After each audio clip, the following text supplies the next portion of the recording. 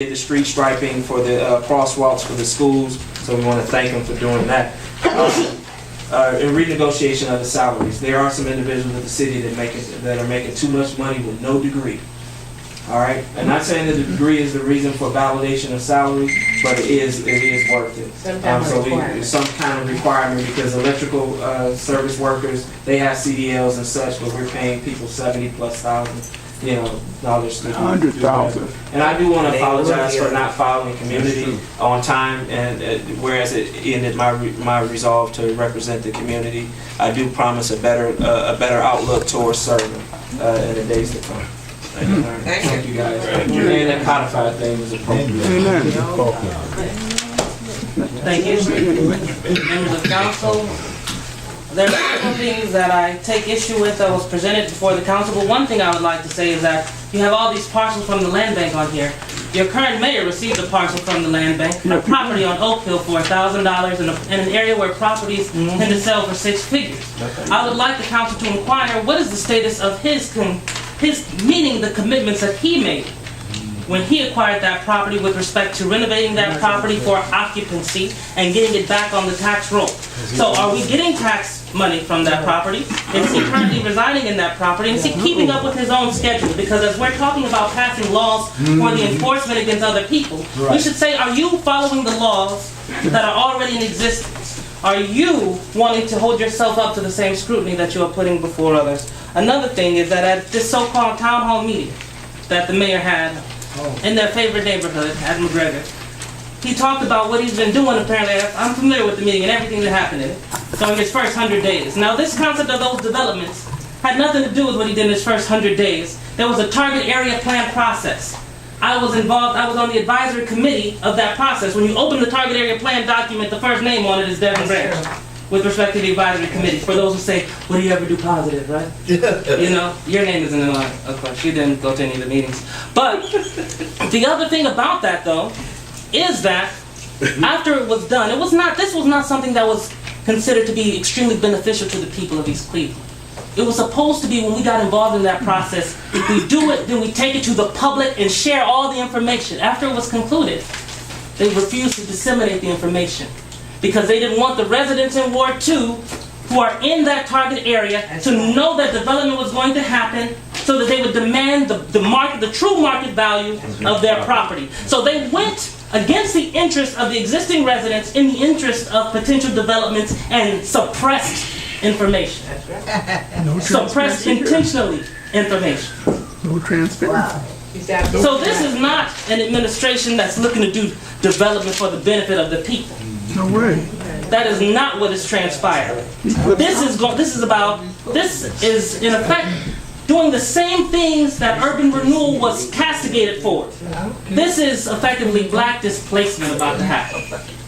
68% of the people in East Cleveland are renters and not homeowners. And as you start building $1,200 a month townhouses, and you paying $600 a month rent, and your year comes up, and there's a new townhouse gonna go up on your street, and all of those streets, you saw those pictures, and that nice presentation. How many people living on that street gonna be able to live on that street? Could you live on that street? You got $1,200 a month to pay to live on that street?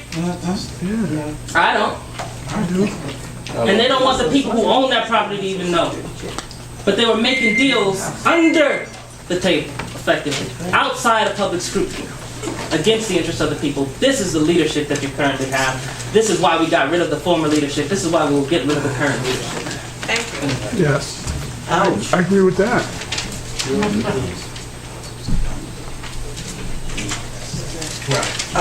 Tammy Wheeler, Northford Avenue. You know what, this ordinance, I think it's, what is this here? It's already passed. 1017.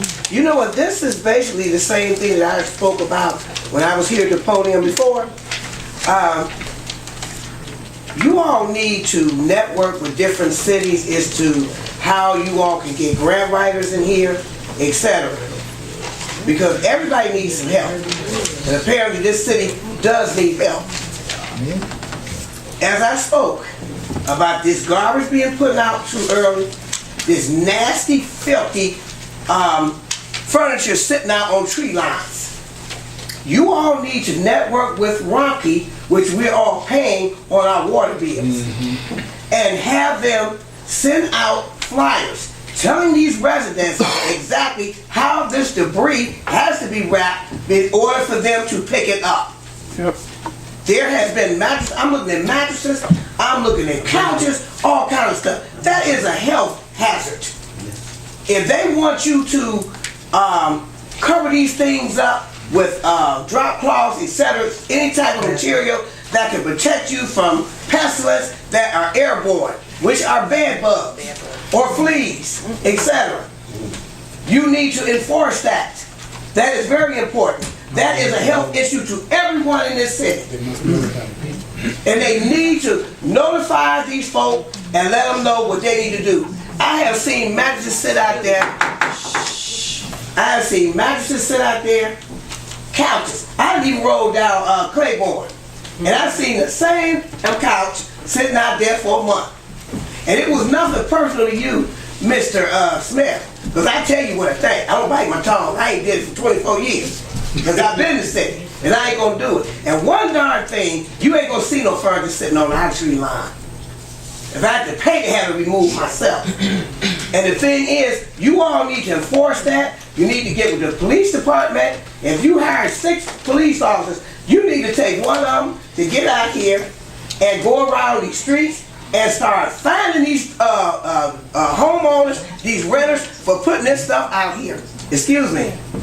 And make sure Ronke makes these people aware by putting letters and memos on doors telling them how this stuff has to be done. Not tell them get on the phone and call them and find out what we need to do to have them pick up this stuff. Make them put this stuff out here and make it visual on black and white so they can see. But we're paying for this. It's not free. That's all I'm saying. But you know, if you like I said when I was here before, and I'll wrap this up. If you're speaking about the right thing, nobody wants to hear that for some reason. But that is an important, it's a health hazard to you, the elderly people, anybody, children, anybody. Because bed bugs are not nothing to play with. And neither are fleas. Fleas carry Lyme disease if you don't know that. That's right. That's right. And you all need to put this in place.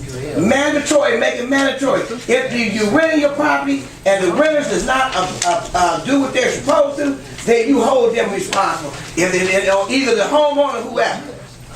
That's all I'm saying. It doesn't make sense, you all. I've been here all these years. I have never, out of the 24 years I've been here, I don't know about this, ever seen so much garbage and debris sitting on tree lines.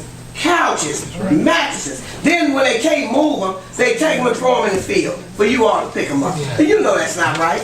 Y'all got enough on y'all plate. And then you see these residents, see the people doing it, but they don't tell it. So enforce that. That's what y'all do. Get somebody to go around and start writing these addresses down and citing these folks. Thank you, have a good night.